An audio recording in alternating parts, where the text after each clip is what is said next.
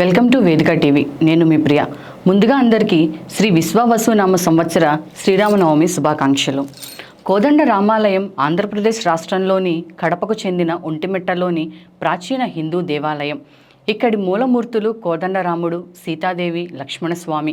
కడప నుంచి రాజంపేటకు వెళ్లే మార్గంలో 27 కిలోమీటర్ల దూరంలో ఒంటిమిట్ట ఉంది. సీతారామ లక్ష్మణుల విగ్రహాలను ఏకశిలలో ఉన్నందున ఈ క్షేత్రము ఏకశిల నగరంగా ప్రసిద్ధి చెందింది. నవ్యాంధ్ర ఏర్పడిన తరువాత ఆలయమున ఒంటిమిట్టను ఆంధ్ర భద్రాచలంగా పేరుగాంచింది.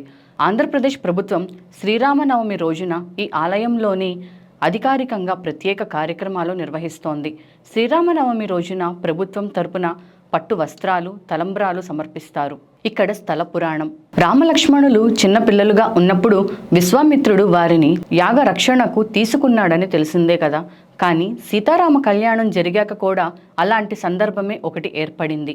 అప్పుడు మృకండు మహర్షి, శృంగి మహర్షి రాముని ప్రార్థించడంతో దుష్ట శిక్ష రక్షణ కోసం ఆ స్వామి సీతాలక్ష్మణ సమేతుడై అంబుల పొది, పిడిబాకు, కోదండం పట్టుకొని ఈ ప్రాంతానికి వచ్చి యాగరక్షణ చేశాడని పురాణం చెబుతోంది. అందుకు ప్రతీకగా ఆ మహర్షులు సీతారామ లక్ష్మణుల విగ్రహాలను ఏకశిలగా చెక్కించారని, తరువాత జాంబవంతుడు ఈ విగ్రహాలను ప్రాణప్రతిష్ఠ చేశారని ఇక్కడ ప్రజల విశ్వాసం. ఈ దేవాలయంలో శ్రీరామ తీర్థం ఉంది. సీత కోరికపై సీతారాముడు రామబాణంతో పాతాళ గంగను పైకి తెచ్చాడని అంటారు. గోపుర నిర్మాణం చోళ శిల్ప సాంప్రదాయాల్లో అద్భుతంగా ఉంటుంది. ఫ్రెంచ్ యాత్రికుడు ట్రావర్నియర్ 16వ శతాబ్దంలో ఈ రామాలయాన్ని దర్శించి భారతదేశంలోని పెద్ద గోపురాల్లో ఈ రామాలయ గోపురం ఒకటి అని కీర్తించాడు.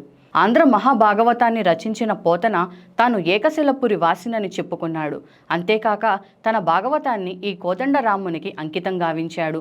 దాన్ని బట్టి భాగవతంలో ఈ ప్రాంతానికి చెందిన వాడుక మాటలు కొన్ని ఉండడాన్ని బట్టి ఆయన కొంతకాలం ఇక్కడే నివసించారని భావిస్తారు. ఈ ఆలయంలోని ప్రధాన విగ్రహం యొక్క ఒకే శిలలో రాముడు, సీత, లక్ష్మణ విగ్రహాలు చెక్కబడ్డాయి. దేవాలయంలోని మూల విగ్రహాలలో రాముని విగ్రహం పక్కన హనుమంతుడి విగ్రహం లేని రామాలయం భారతదేశంలో ఇదొక్కటే. శ్రీరామ హనుమంతుల కలయిక ముందే ఒంటిమిట్టలో సీతారామ లక్ష్మణుల ఏకశిల విగ్రహం స్థాపించినట్లు కథనం. ఈ కోదండ రామాలయానికి 3 గోపుర ద్వారాలున్నాయి. విశాలమైన ఆవరణముంది. ఆలయ ముఖద్వారం ఎత్తు సుమారు 160 అడుగులు. 32 శిల్ప స్తంభాలతో రంగమండపం నిర్మించబడింది. గోపురాలు చోళ పద్ధతిలో నిర్మించబడ్డాయి. రంగమండపం విజయనగర శిల్పాలను పోలి ఉంటుంది. పోత్తపి చోళులు, విజయనగర రాజులు, మట్లి రాజులు ఈ ఆలయాన్ని 3 దశాలుగా నిర్మించారు.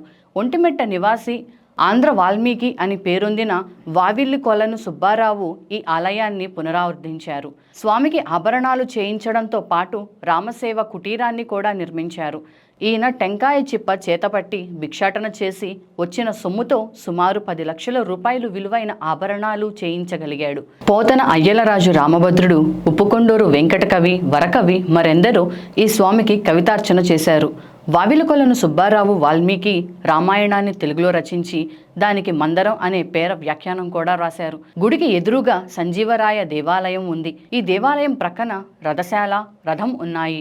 చోళ విజయనగర వాస్తు శైలులు కనిపించే ఈ ఆలయ స్తంభాలపై రామాయణ భాగవతం కథనాలు చూడవచ్చు. ప్రౌఢదేవరాయల ఆస్థానంలోని అయ్యల తిప్పరాజు ఈ ప్రాంతపు వాసి.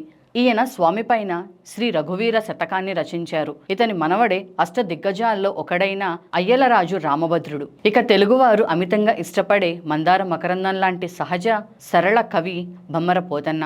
ఆయన జన్మస్థలాన్ని గురించి ఎన్నో రకాలైన వివాదాలు ఉన్నప్పటికీ ఆయన రచించిన భాగవతాన్ని అంకితం ఇచ్చింది మాత్రం కోదండరాముడికే.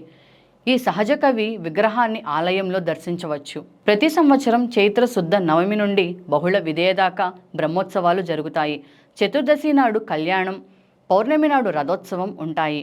నవమి నాడు పోతన జయంతి నిర్వహిస్తారు. కవి పండితులను సత్కరిస్తారు. 2002 బ్రహ్మోత్సవాల సందర్భంగా ఆలయ సమీపంలో మహాకవి పోతన విగ్రహాన్ని ఆవిష్కరించారు. చంద్రుని వెలుగులో స్వామివారి బ్రహ్మోత్సవాలు ఇక్కడ నిర్వహించడం ఈ ఆలయ ప్రత్యేకత. దీని వెనుక ఒక పురాణ గాథ ఉంది.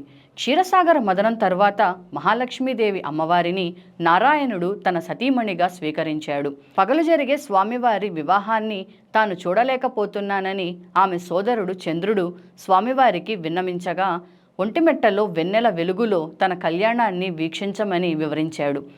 దాని ప్రకారమే రాత్రుళ్ళు ఇక్కడ స్వామివారి బ్రహ్మోత్సవాలను నిర్వహిస్తారు. ప్రతి ఏటా శ్రీరామనవమి ఉత్సవాలు 9 రోజుల పాటు ఘనంగా నిర్వహిస్తారు.